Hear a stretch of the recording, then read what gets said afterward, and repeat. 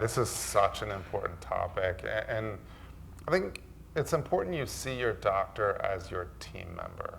It seems natural to kind of have an idea of what one thinks should happen, or have a strong belief that because they want that thing, then this is what should happen to get there. You know, the treatment strategy that's not your role in it. Of course, you are the voice, you are the director in all of this. But the expertise of the oncologist is really what you're leaning on to get there. I'll often give the analogy in clinic. It's kind of like I'm the tour guide on the vacation you never wanted to take. You know, you're on vacation, and if you say, hey, I really want to see the monkeys, you know, with a tour guide, you'd say, we want to see monkeys. Now, you know, the tour guide can't guarantee you that that's what you're going to see unless you're at a zoo, but the tour guide will know where to go to see the monkeys. You don't say, hey, I insist, I want to go that way, because I just feel like that's where the monkeys are. And hopefully that analogy kind of helps in saying, okay, you want to, in many cases, have as good a quality of life for as long as possible.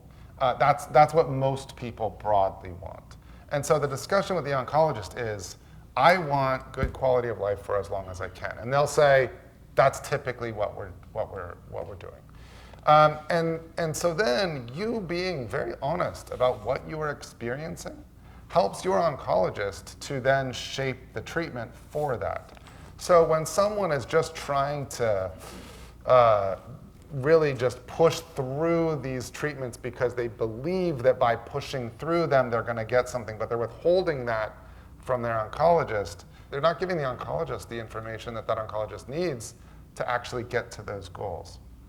I think one of the most challenging but most important jobs of an oncologist is to be able to see in patients when they're holding very strongly held beliefs that they don't necessarily understand our beliefs. So this example of saying, well, I believe that with this treatment, I need to be getting the full dose all the time on schedule. And so I'm not going to tell my oncologist, or I'll just deal with it myself when some of these things are going on. Well, is that true? I mean, does that actually get you the longest quality of life? Or does that put you at higher risk of complications?